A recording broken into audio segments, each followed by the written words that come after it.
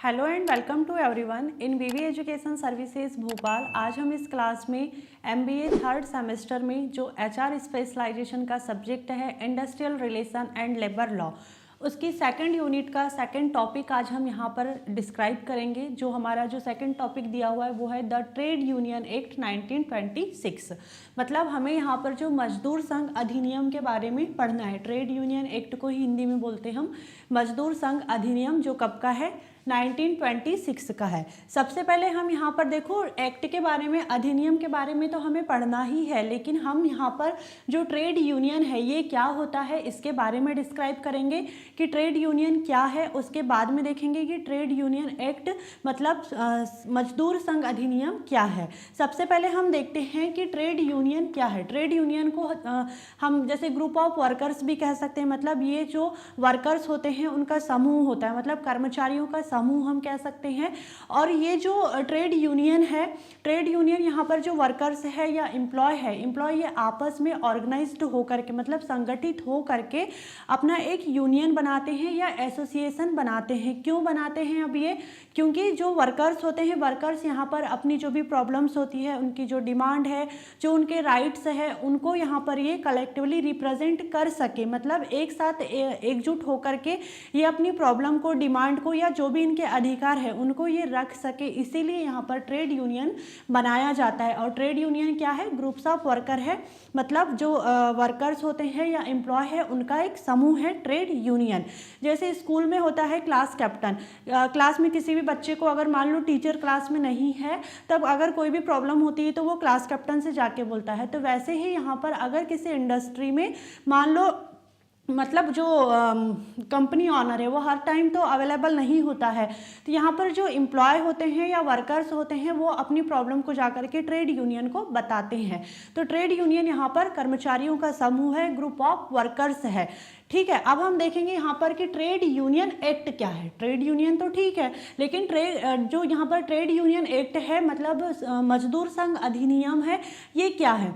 तो देखो इंडिया में जो ये अधिनियम लेकर आए हैं या ये जो लॉ लेकर के आए हैं, ये यहाँ पर इसीलिए लेकर आए ताकि जो वर्कर्स होते हैं या एम्प्लॉयज़ होते हैं उनके लिए जो ये यूनियन बनती है, जैसे मैंने अभी बताया कि ट्रेड यूनियन, तो उनके लिए जो ये यूनियन बनती है ये यूनियन को लीगल रिकॉग्नाइजेशन मतलब कानूनी पहचान दे सके, प्रोटेक्शन दे सके मतलब सुरक्षा दे सके, और राइट टू ऑपरेट मतलब कार्य करने के अधिकार दे सके। इसीलिए ट्रेड यूनियन एक्ट को लेकर के आया गया है। कब लेकर के आया गया? 1926 में लेकर के आया गया। ठीक है, अब ये जो लॉ है, ये लॉ ये श्योर करता है कि जो वर्कर्स होते हैं या एम्प्लॉयज़ होते हैं ये अपने राइट्स के लिए, इंटरेस्ट के लिए कलेक्टिव रिप्रेजेंट मतलब या ऑर्गेनाइज्ड मैनर में हम कह सकते हैं। ऑर्गेनाइज्ड मैनर मीन्स एक साथ या एकजुट होकर के एक साथ मिल करके यहाँ पर ये वर्क कर सके। किस चीज़ के लिए? अपने अधिकारों के लिए, अपने कर्तव्यों के लिए एक साथ मिल करके काम कर सके। ये एक्ट जो है ये वर्कर्स के लिए इस चीज़ को श्योर करता है। ठीक है, अब हम यहाँ पर जो ट्रेड यूनियन है, ट्रेड यूनियन को एक डेफिनेशन के थ्रू देखते हैं कि ट्रेड यूनियन क्या है। अब जैसे मैंने अभी बताया कि ट्रेड यूनियन को तो अभी हम डेफिनेशन के थ्रू भी समझ लेंगे, लेकिन ट्रेड यूनियन एक्ट क्यों आया? क्योंकि ये जो कहना चाहिए यूनियन होती है, यूनियन को कानूनी पहचान देने, प्रोटेक्शन देने और कार्य करने के अधिकार देने के लिए, वर्कर्स की हेल्प के लिए, उनके राइट्स के लिए उनको प्रोटेक्ट करने के लिए ये अधिनियम लेकर के आया गया। ट्रेड यूनियन क्या है? कर्मचारियों का समूह है, ग्रुप ऑफ वर्कर्स है। अब हम यहाँ पर जो ट्रेड यूनियन की डेफिनेशन देखते हैं। A trade union is an organized group of workers formed to protect their rights and improve their working conditions। मतलब यहाँ पर जो ट्रेड यूनियन है, ट्रेड यूनियन क्या है? ऑर्गेनाइज्ड ग्रुप ऑफ वर्कर्स मतलब संगठित मतलब जो वर्कर्स हैं, वर्कर्स का एक संगठित समूह होता है जो क्या काम करता है? जो यहाँ पर जो वर्कर्स होते हैं, जो वर्कर्स होते हैं उनको प्रोटेक्ट करता है। क्या प्रोटेक्ट करेगा? लेकिन जो उनके राइट्स होते हैं, जो वर्कर्स के राइट्स होते हैं मतलब अधिकार होते हैं, उनको प्रोटेक्ट करने का काम करता है ये यूनियन। और जो उनकी वर्किंग कंडीशंस होती है मतलब कार्य स्थितियां होती है, उनको इम्प्रूव करने का काम करता है। कौन? Trade union. यहाँ पर ट्रेड यूनियन क्या है? एक ऑर्गेनाइज्ड ग्रुप ऑफ वर्कर है जो यहाँ पर वर्कर्स की जो वर्कर्स के जो राइट्स होते हैं उनको प्रोटेक्ट करता है और यहाँ पर जो उनकी वर्किंग कंडीशंस होती है उनको इम्प्रूव करने का काम करता है। ठीक है, अब हम देखेंगे यहाँ पर कि ट्रेड यूनियन एक्ट 1926 क्या है। अब हम जो ट्रेड यूनियन एक्ट है इसको हम यहाँ पर समझने के लिए 3 लेवल में इसको हमने डिवाइड किया है। फर्स्ट हमारा लेवल है यहाँ पर बेसिक लेवल, सेकंड है हमारा इंटरमीडिएट लेवल और लास्ट हमारा आएगा एडवांस लेवल। अब देखो यहाँ पर ये जो एक्ट हमें यहाँ पर पूरा एक एक लेवल से समझना है, बड़ा टॉपिक है, कोई भी एक भी पॉइंट को आप मिस मत करना, क्योंकि अगर आपने मान लो बेसिक लेवल को ही अच्छे से नहीं समझे तो इंटरमीडिएट लेवल भी आपको अच्छे से समझ में नहीं आएगा, और अगर इसको नहीं समझे तो ये भी समझ में नहीं आएगा। मतलब ये तीनों लेवल एक दूसरे से कनेक्ट हैं, इसीलिए आप एक एक चीज़ को ध्यान से समझने की कोशिश करना। अब हम सबसे पहले देखेंगे यहाँ पर कि जो ट्रेड यूनियन एक्ट है उसका बेसिक लेवल क्या है। यहाँ पर मैंने कुछ पॉइंट लिखी हूँ, इस पॉइंट को हम 1 बाय 1 डिस्क्राइब करेंगे कि क्या है।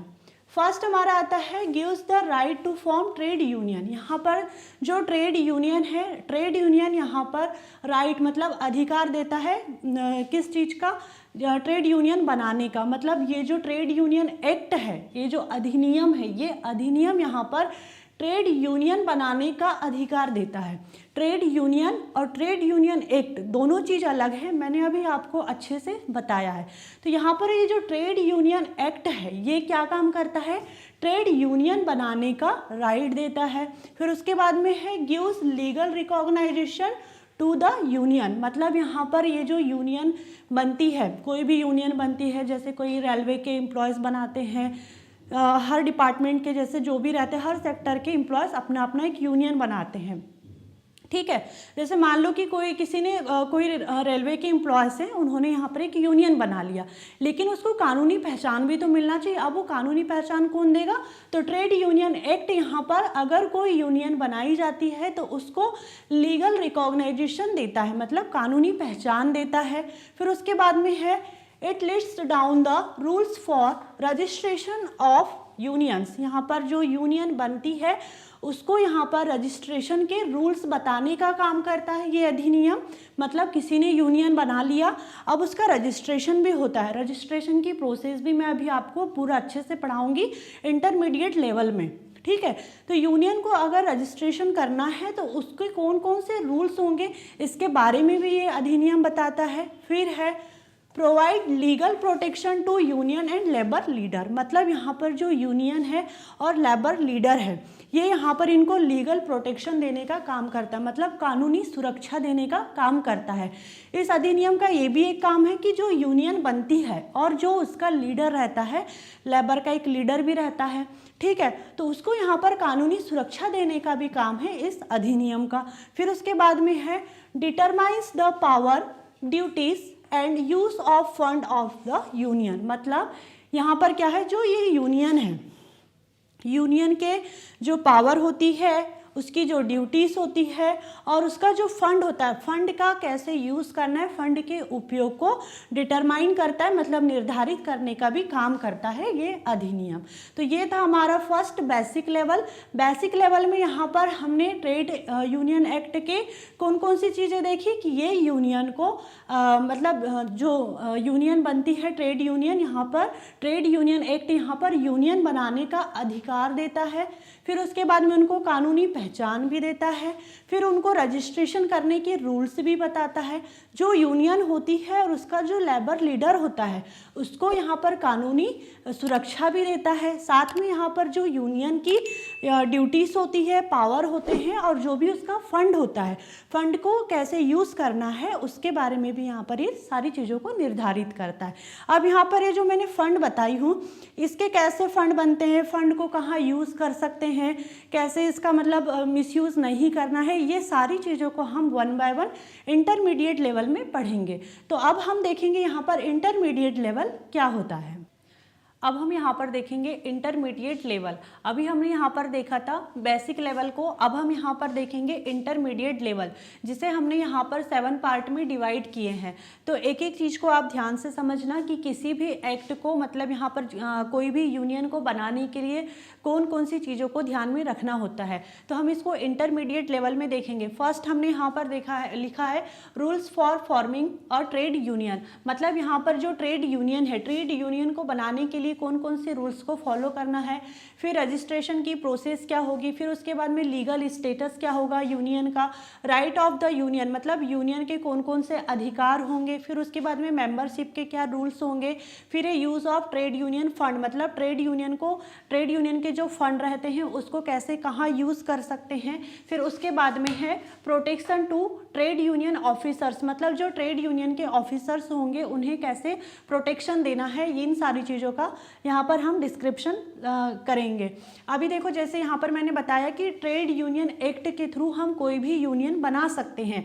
तो अब हमें जैसे कोई भी यूनियन बनाना है तो यूनियन बनाने के लिए किस किस चीज़ों का ध्यान रखना है उसके बारे में यहाँ पर हम डिस्क्राइब करेंगे। फर्स्ट मैंने अभी आपको बताया rules for forming a trade union मतलब किसी भी जैसे कोई भी ट्रेड यूनियन हमें बनाना है तो उसको बनाने के लिए हमें कौन से रूल्स को फॉलो करना है। सबसे पहले तो यहाँ पर मिनिमम 7 मेंबर्स मतलब यहाँ पर मिनिमम 7 मेंबर्स यूनियन बनाने के टाइम पर होने चाहिए, ट्रेड यूनियन में होना चाहिए। फिर उसके बाद में है टोटल एम्प्लॉय का 10% मतलब किसी भी इंडस्ट्री ऑर्गेनाइजेशन में मान लो जिस भी सेक्टर में हमें यूनियन बनाना है उस सेक्टर के मतलब यहाँ पर 10% एम्प्लॉय होना चाहिए। या जैसे हम मान सकते हैं कि किसी मतलब ऑर्गेनाइजेशन में जैसे 100 एम्प्लॉय हैं, 100 एम्प्लॉय में से 10 एम्प्लॉय का सपोर्ट होना जरूरी रहता है, 10 एम्प्लॉय कम से कम होना चाहिए और 7 सदस्य होना चाहिए मतलब कम से कम 7 सदस्य होना चाहिए। जो भी यहाँ पर जैसे रजिस्ट्रेशन के लिए हम जो भी फॉर्म फिल करते हैं उसमें 7 मेंबर्स की सिग्नेचर रहना चाहिए। ये इसके रूल्स हैं, तभी जा करके हम कोई भी ट्रेड यूनियन बना सकते हैं। फिर उसके बाद में है रजिस्ट्रेशन की प्रोसेस मतलब अब हम देखेंगे यहाँ पर कि कोई भी जैसे ट्रेड यूनियन है उसका रजिस्ट्रेशन हमें करना है तो उसके लिए क्या क्या प्रोसेस होगी। सबसे पहले तो देखो यहाँ पर हमने कोई ट्रेड यूनियन बनाना है, ट्रेड यूनियन बनाएंगे तो उसका कोई ना कोई हमें नाम भी देना होगा। सबसे पहले यहाँ पर उसका नाम होना चाहिए, फिर उसका कॉन्स्टिट्यूशंस होना चाहिए, फिर उसके ऑब्जेक्टिव भी होना चाहिए कि आपने किस ऑब्जेक्टिव के लिए यूनियन बनाए हो। फिर उसके बाद में यहाँ पर मेंबरशिप के रूल्स भी होने चाहिए और मेंबरशिप की लिस्ट भी होना चाहिए कि आप मतलब जैसे कोई यूनियन बना रहे हो, रजिस्ट्रेशन करने के लिए लेकर तो आए हो, लेकिन यहाँ पर जैसे 7 मेंबर्स होना चाहिए और टोटल एम्प्लॉय का 10% भी होना चाहिए। तो यहाँ पर यही देखा जाता है कि मेंबरशिप के मतलब लिस्ट में कितने मेंबर हैं और उसके रूल्स भी क्या है। फिर यहाँ पर सब्सक्रिप्शन फीस भी ली जाती है, जैसे यहाँ पर जो भी मेंबर ऐड होता है, यहाँ पर मेंबर अगर ऐड हो रहे हैं तो उनको यहाँ पर सब्सक्रिप्शन फीस भी देनी रहती है। फिर उसके बाद में है इलेक्शन रूल्स, अब यहाँ पर इलेक्शन के रूल्स भी देखे जाते हैं। फिर यहाँ पर मीटिंग के रूल्स भी होते हैं, जैसे कोई ट्रेड यूनियन बनाई जाती है, ठीक है, अब ट्रेड यूनियन बनाई जा रही है तो उसके यहाँ पर हम देखेंगे मीटिंग के रूल्स भी कि अगर आप मीटिंग करते हो तो उसके क्या रूल्स होंगे, रेगुलेशंस होंगे। उसके बाद में है ऑडिट एंड अकाउंट। अब यहाँ पर जैसे कोई ट्रेड यूनियन है, ट्रेड यूनियन यहाँ पर ऑडिट भी कर सकती है, अपना अकाउंट भी रख सकती है, बैंक में अकाउंट भी रख सकती है। फिर उसके बाद में फंड यूज़ मतलब यहाँ पर जैसे ट्रेड यूनियन का फंड होगा, फंड को कैसे यूज़ करना है, कोई इनलीगल जगह पर तो आप यूज़ नहीं कर रहे हो मतलब गलत जगह पर तो यूज़ नहीं कर रहे हो या गलत जगह पर आप यूज़ नहीं करोगे, इन सारी चीज़ों की भी यहाँ पर पूरी प्रोसेस करवाई जाती है।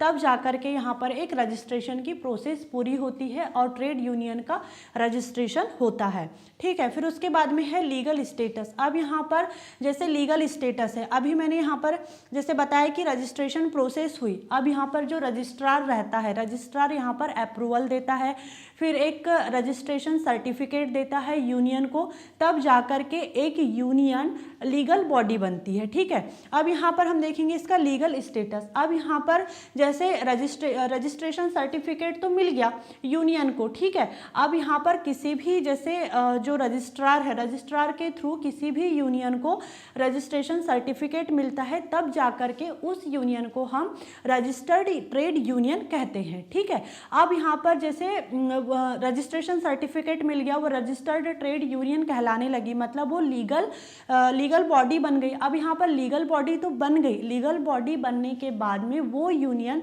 लीगल पर्सन के जैसे हो जाती है। लीगल पर्सन के जैसे मतलब यहाँ पर वो अपने नाम का केस कर सकती है, यहाँ पर वो अपने नाम से प्रॉपर्टी रख सकती है, बैंक में अकाउंट रख सकती है और एग्रीमेंट भी कर सकती है। तो इन सारी चीज़ों के थ्रू हम उसको कहते हैं कि वो एक लीगल बॉडी बन चुकी है, या वो उसका वो मतलब ये जो सारी चीज़ें हैं यही इसका एक लीगल स्टेटस है।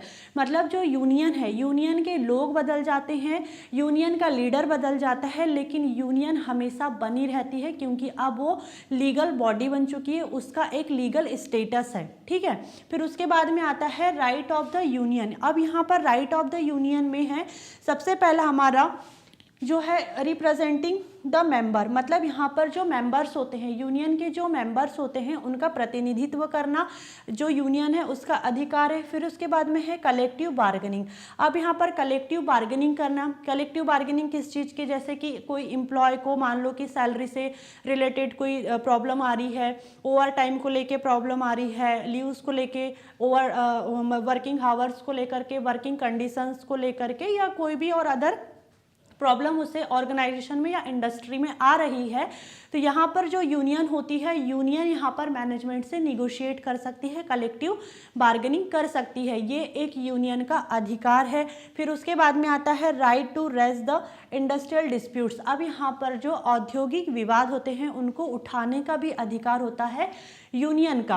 अब यहाँ पर जैसे मान लो किसी एम्प्लॉय को कोई प्रॉब्लम हो रही है तो वो यूनियन यहाँ पर लेबर कोर्ट में जा सकती है, इंडस्ट्रियल ट्रिब्यूनल में जा सकती है, मैनेजमेंट के सामने यहाँ पर वो फॉर्मल कंप्लेन भी फाइल कर सकती है। यूनियन को ये अधिकार है कि वो एम्प्लॉय के मतलब कहना चाहिए एम्प्लॉय के लिए एम्प्लॉय के हक के लिए बात कर सकती है, उनके वेलफेयर के मुद्दों पर वो निगोशिएशन कर सकती है। इंडस्ट्रियल डिस्प्यूट को भी यहाँ पर पीसफुल या फिर कहना चाहिए सेटलमेंट करने के लिए, इंडस्ट्रियल डिस्प्यूट को सेटलमेंट करने का भी काम करती है यूनियन। ये सारे अधिकार हैं एक यूनियन के।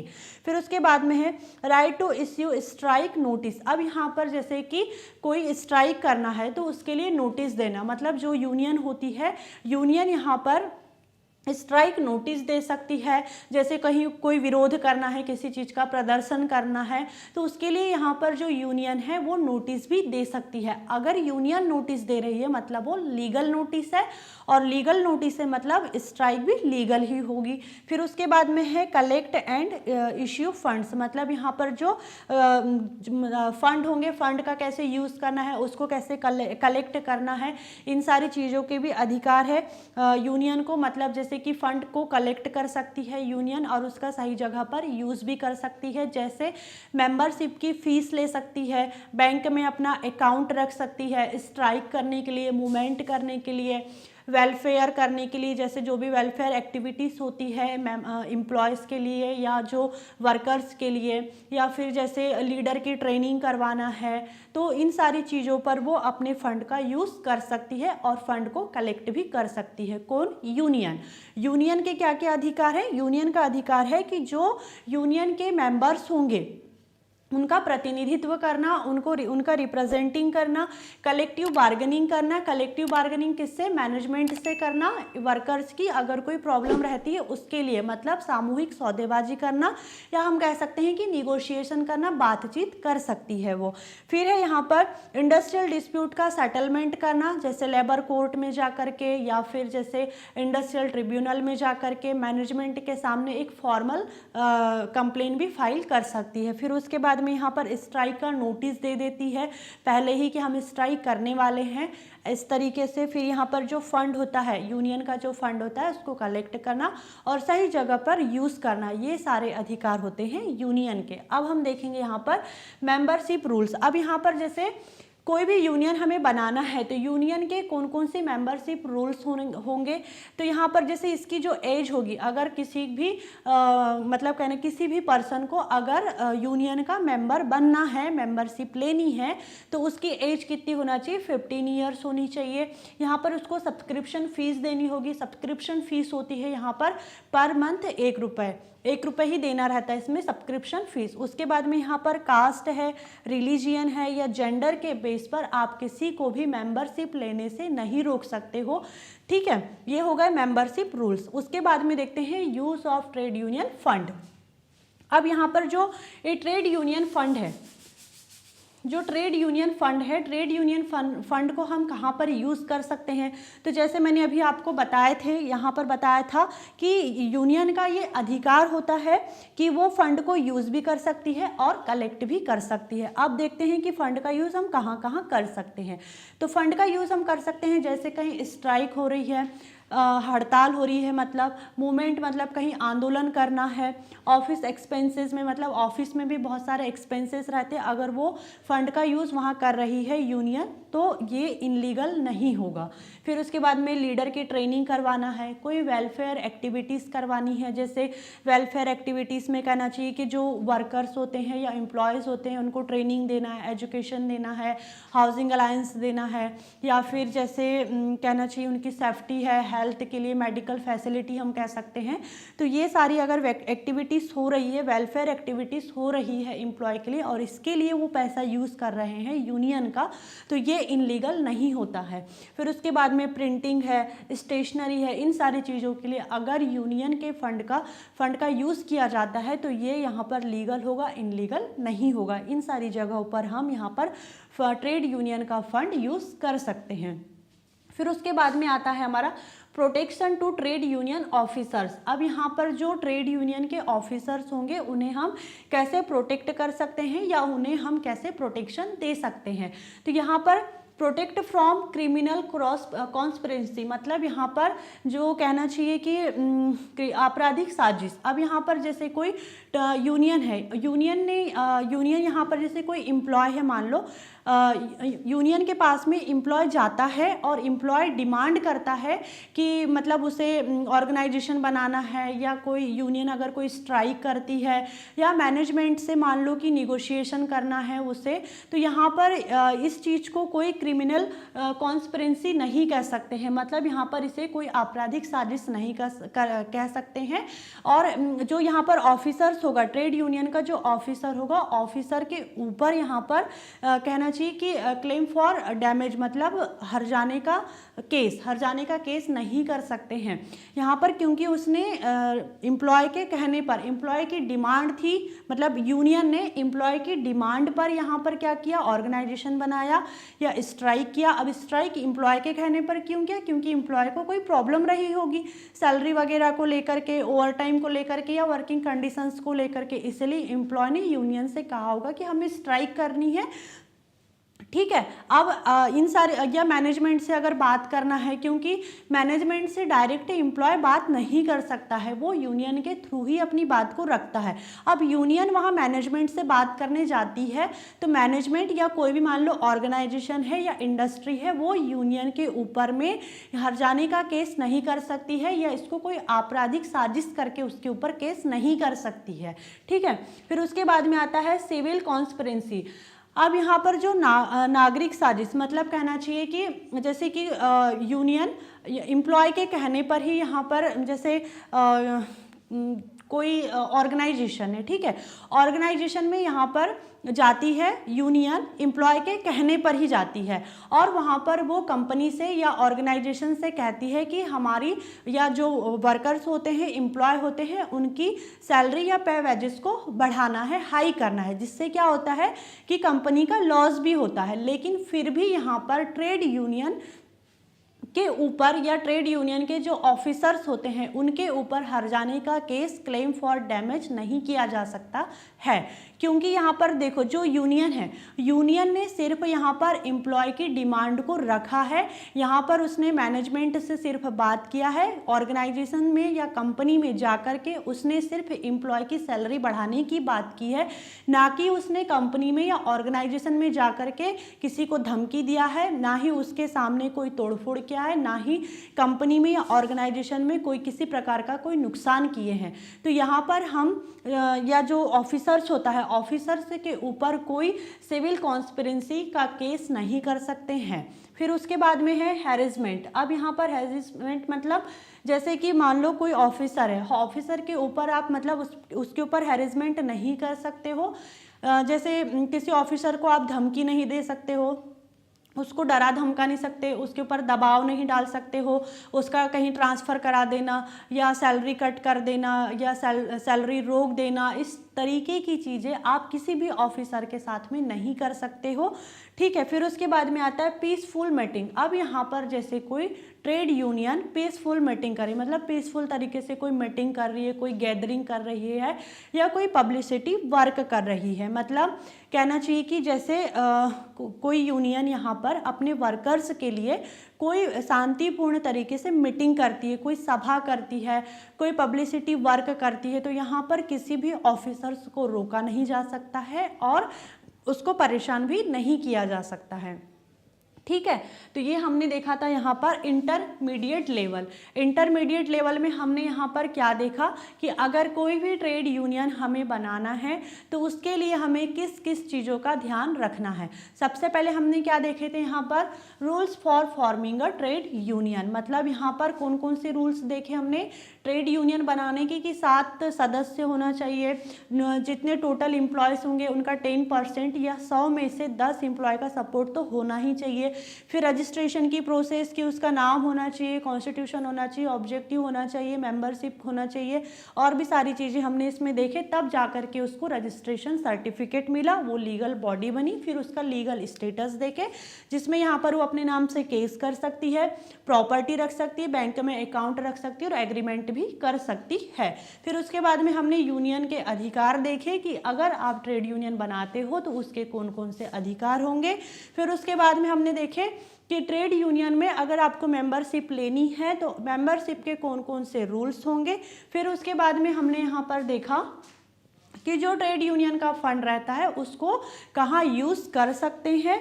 फिर उसके बाद में हमने देखे कि ट्रेड यूनियन के जो ऑफिसर्स होते हैं उन्हें हम कैसे प्रोटेक्ट कर सकते हैं, क्योंकि जो ऑफिसर्स होते हैं ट्रेड यूनियन के उनके ऊपर बहुत रिस्क रहता है। क्योंकि आपने देखा भी होगा कि जब भी कोई सामने आकर के कोई काम करते हैं तो हर कोई उसी को टारगेट करता है। तो ऐसे ही ट्रेड यूनियन के ऑफिसर्स भी होते हैं जो सारी चीज़ों को हैंडल करते हैं, मैनेज करते हैं, तो टारगेट भी वही बनते हैं, तो उन्हें प्रोटेक्शन देना जरूरी होता है। तो यहाँ पर हमने उनके सारे प्रोटेक्शन भी देखे कि उन्हें कौन कौन से प्रोटेक्शन मिलने चाहिए। तो ये था हमारा इंटरमीडिएट लेवल। अब हम देखेंगे यहाँ पर एडवांस लेवल की, अगर हमें कोई यूनियन बनाना है तो उसके लिए एडवांस लेवल क्या होगा।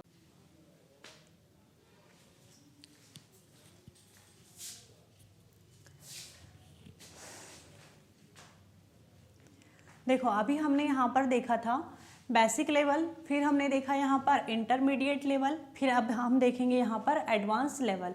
अभी जैसे हम यहाँ पर जो पढ़ रहे हैं कि ट्रेड यूनियन एक्ट के थ्रू हम यहाँ पर जो मतलब मजदूर संघ अधिनियम है, इसके तहत अगर हमें मजदूर संघ बनाना है तो उसके लिए हमें कौन कौन से रूल्स रेगुलेशन को और किस किस चीज़ों का हमें ध्यान रखना है।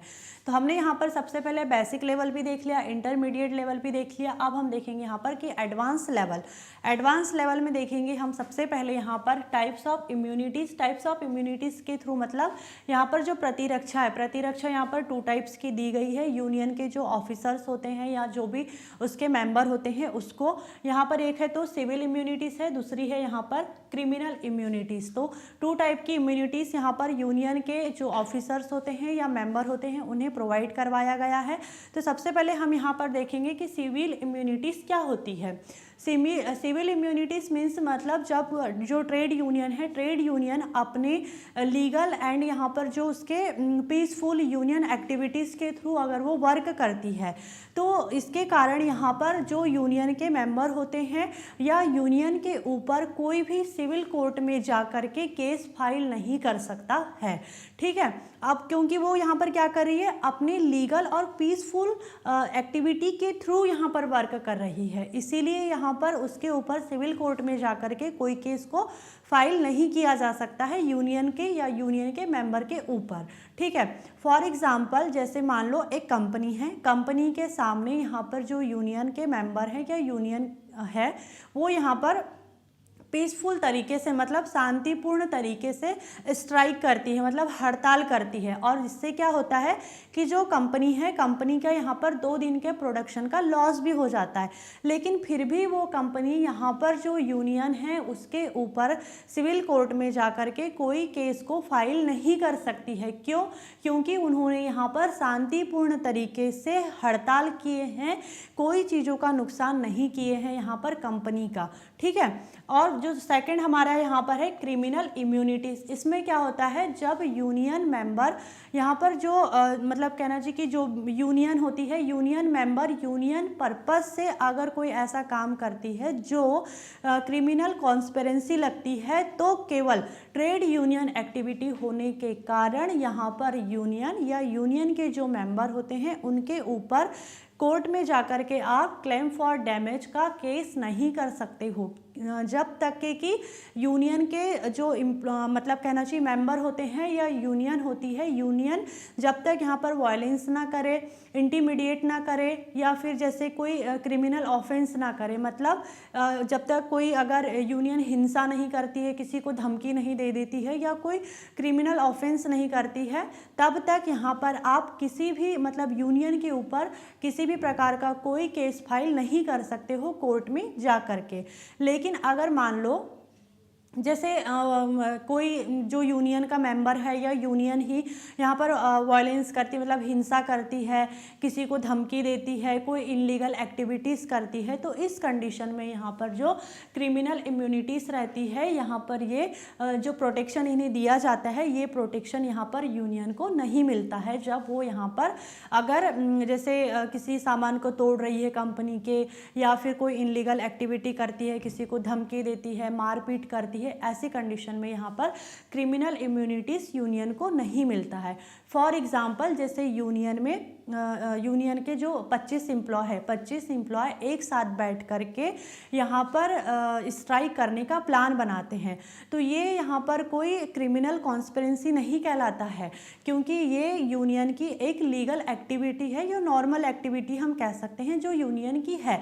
लेकिन अगर यहाँ पर जो एम्प्लॉय है या जो यूनियन है, यूनियन यहाँ पर किसी भी ऑफिसर के घर के सामने जा कर के तोड़फोड़ करती है या अगर उसको धमकी देती है, तो ऐसी कंडीशन में यहाँ पर क्रिमिनल केस उसके ऊपर किया जा सकता है। क्रिमिनल इम्यूनिटीज़ ऐसी कंडीशन में किसी भी यूनियन को नहीं मिलता है।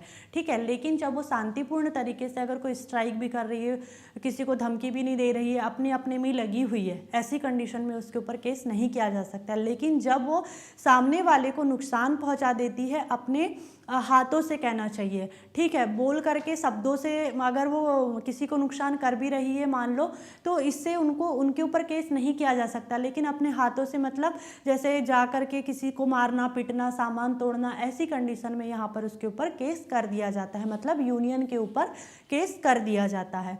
फिर उसके बाद में हमारा स्ट्रक्चर ऑफ ट्रेड यूनियन। अब जो ट्रेड यूनियन का स्ट्रक्चर है वो किस किस चीज़ों से मिलकर बना हुआ है, तो यहाँ पर जो ट्रेड यूनियन होता है उसके अंदर एक जनरल बॉडी होती है, ऑफिस बैरियर होता है, एग्जीक्यूटिव कमेटी होती है, और जो एग्जीक्यूटिव कमेटी है उसे बैकबोन ऑफ यूनियन मतलब यूनियन की रीढ़ कहा गया है। क्यों? क्योंकि ये यहाँ पर मैनेजमेंट से निगोशिएशन करने का काम करती है, जो पॉलिसीज़ है पॉलिसीज़ बनाने का काम करती है ट्रेड यूनियन के लिए, और यहाँ पर वो फंड को भी संभालती है। मैंने जो फंड अभी पढ़ाया था आपको इंटरमीडिएट लेवल में, ये उसी फंड की बात हो रही है जो एग्जीक्यूटिव कमेटी बनाती है।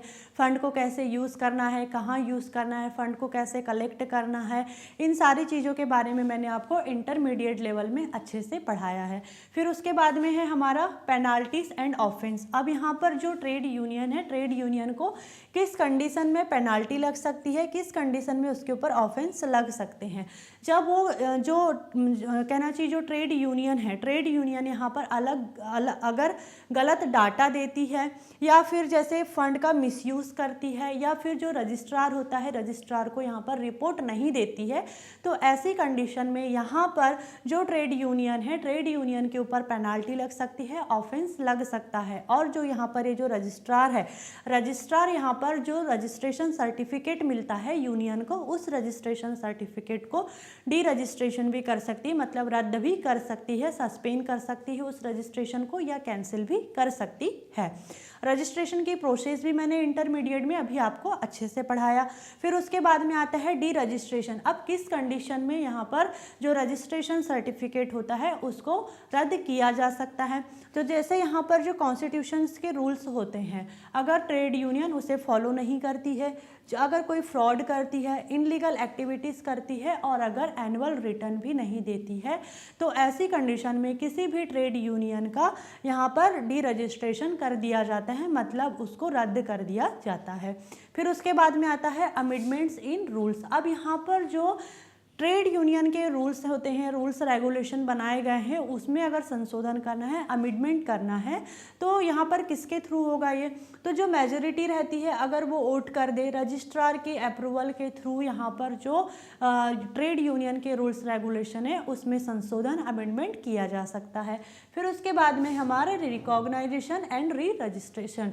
अब यहाँ पर देखो, इस चीज़ में बहुत सारे लोग कन्फ्यूज़न में आते हैं, तो मैं दोनों की हिंदी मीनिंग बता देती हूँ। रजिस्ट्रेशन मीन्स होता है पंजीकरण और रिकॉग्नाइजेशन मीन्स होता है यहाँ पर मान्यता।